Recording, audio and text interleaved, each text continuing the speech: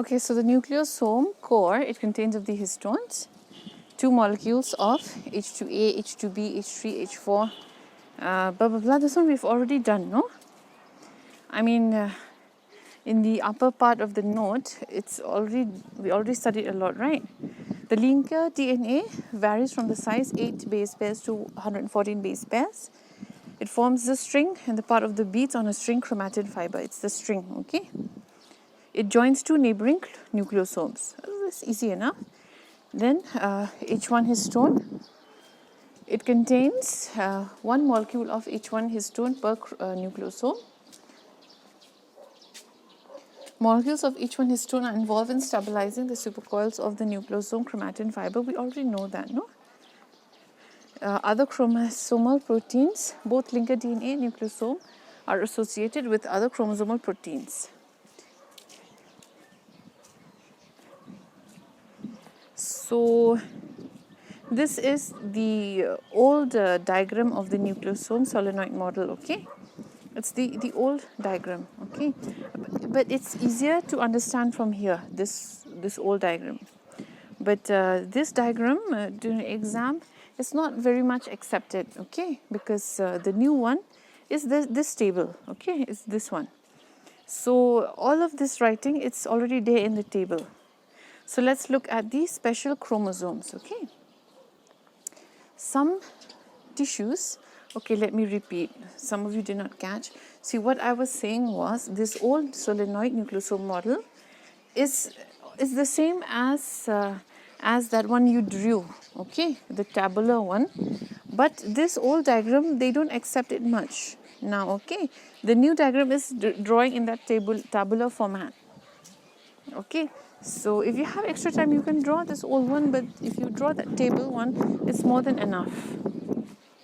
Okay, so looking at the special chromosome, some organisms contain chromosomes which differ from the normal ones, okay. So that's why we'll call them as special, okay. They may be different in their looks, means morphology, or in their function, okay. So we can refer them as special chromosome. They may be Lambrus, giant, accessory, okay. So Lambrus chromosome, the number 2 giant chromosome, or salivary gland chromosome, that one you already saw in your practical, and accessory or B chromosome. So let's look at the Lambrus chromosome. They are found in the oocytes of many invertebrates and all vertebrates except us, except mammals, okay. The invertebrates and the vertebrates, oocytes, okay, in the ovum. They have been reported in human and rodent. Oh, so sorry. What? We also have this Lambrus chromosome, okay, and rats also they have this. I'm so sorry. Okay, I didn't see. Okay, when they said mammals, I thought all, including us. Okay, so these chromosomes, they are distinctly observed during the diploidine stage of oocytes. Okay, so again, these are your entrance question, no? Lambrus, you observe in which state? You will say diploid stage of diploidine stage. Okay, diploidine, not diploid, diploidine. During diploidine, the homologous chromosome begin to separate from each other, remaining in contact only at several points along their length. Each chromosome of a pair has several chromomeres distributed over its length. From each of a majority of the chromomeres, generally a pair of lateral groups extend in the opposite directions.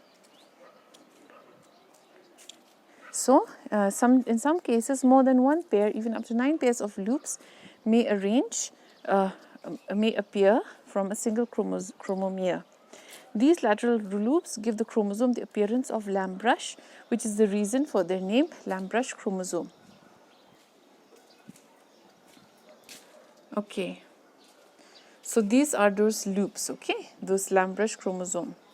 Okay, so during diploidine, no, when these homologous chromosome, they start to separate, okay, so maybe this part has separated, okay, so maybe this part separated, this part is still joined, this part is separated, this part is joined, okay, so this they have separated, okay, and these are still joined, so that's why it has the appearance of the loops, okay. and they got the name of the Lambrus chromosomes.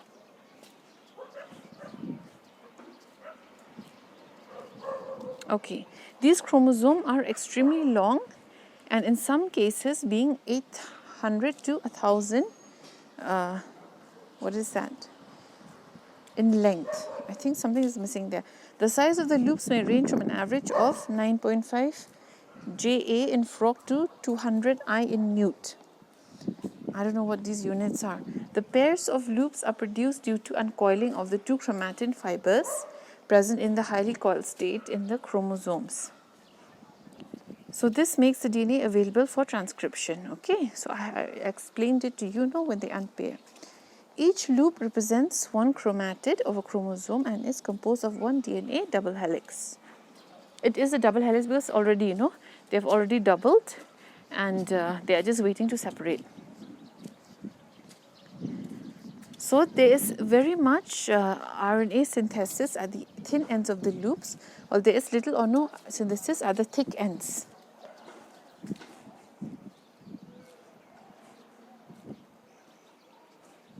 Okay, so loops represent the sites of gene action, that is the transcription. Okay, so here transcription is happening at the same time. Okay, while the chromosomes are separating, the transcription is happening at the same time. So those when you see loops, it means transcription is happening. So a few points I think is enough. You don't have to write so much, because along with a few points, then with the diagram, then I think it would not come for more than 5 marks. No, usually it comes like that, 5 marks. Okay, so let's look at the giant or polytene chromosome. So the one you already know, they find them in salivary glands of larvae, gut epithelium, malpighian tubules, and some diptera like Drosophila, Chironomus, etc. Okay, these chromosomes are very long, up to 200 times their normal size during mitotic metaphase in the case of Drosophila. And they are very thick, hence they are known as giant chromosome. So they were discovered by Balbiani in the salivary gland of the dipterian larvae. Okay. The giant chromosomes are somatically paired. The number of these giant chromosomes in salivary gland always appears to be half that in the normal somatic cells. Okay, so they have a distinct pattern of banding, no? So we already wrote, I think you already remember, no? From my explanation in the class during the practical, no? The spotting. It contains of alternate chromatic and achromatic region, okay? They form some sort of puffs, okay, known as the chromosome puffs or the Balbiani rings, which are associated with active RNA synthesis. Okay, so again, these puffs are for your RNA synthesis. In Lambrus, it was active RNA transcription, no? Exactly. Okay, so when there's a loop or a puff, means something is happening with the chromosome. So why did it become so big? Okay, it became big because of repeated cycle of endoreduplication. Okay, means replication of chromatin without cell division. Okay, means from one you got two. Okay, from one you got two. Then instead of separating two cells, in the same cell from 2 again 4. No, it keeps on replicating and there's no cell division. So this is why we call them as polytene chromosome. Okay, because it is showing you the condition of polyteny. No, means from diploid to tetraploid, hexaploid, all those. The number of chromonemata per chromosome may reach up to 2000. And some extremes as in 16,000. In Drosophila melanogaster, the giant chromosome, they have 5 long and 1 short arm. So as you saw in your diagram, as you drew, so you drew about the Drosophila melanogaster. Then those arms, no, like so the chromocenter is formed by the fusion of the centromeric regions of all the chromosomes. Okay.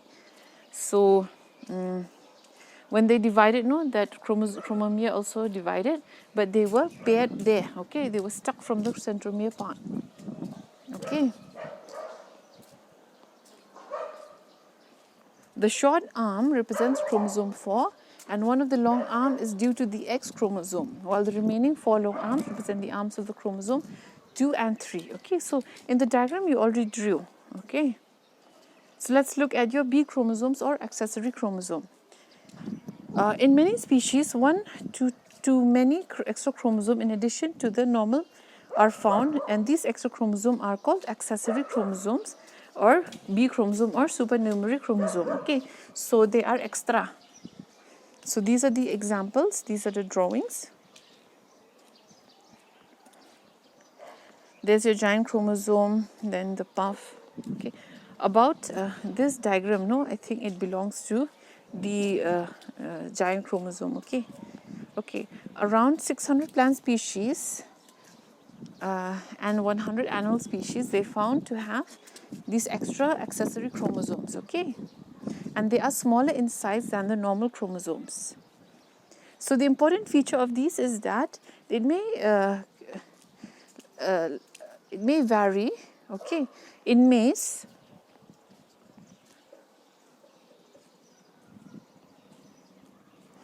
The thing is, they may change in species to species, okay, but they don't give any like marked effect. You can't really see what difference, okay.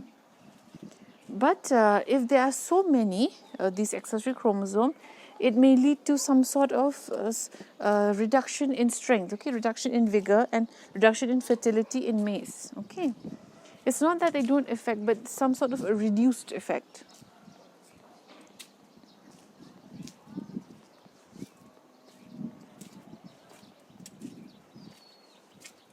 So how they originate, nobody knows. It could be due to fragmentation of the Y chromosome, okay, or during the weird, strange pairing behavior, okay. But they are relatively unstable. They tend to be eliminated from the tissues due to lagging and non-disjunction, okay. So somehow or the other, they do lose. They lose out. They disappear. So the last part is what is the role of chromosomes in inheritance, no, the function. The chapter was structure and function of chromosome, no? So the function is obviously number 1, it will be hereditary, okay. Then DNA is the genetic material, and DNA is present in all chromosomes, okay. The important function is to give genetic information for the various cellular functions for survival. Then is to protect the genetic material, okay, from being damaged during cell division, okay. So chromosomes, they protect the DNA, okay, from the coiling, no, everything gets packed and protected. It's like you are packing some fragile things, fragile gifts. Then the property of the chromosome ensure a precise distribution of genetic material to the daughter nuclei during cell division, okay. So each daughter will get equal, okay. Then the centromere will perform an important function of when they move to the opposite poles, okay, during spindle fiber attachment, okay. So we do need the chromosomes because they will direct the equal division to the 2 daughter nuclei via the centromere. Then how the gene reacts, no? It is controlled by the histone and the non-histone protein. So with this, finally this chapter is done. It was a really long chapter, and then I can start with a new topic on Saturday, I think. Thank you.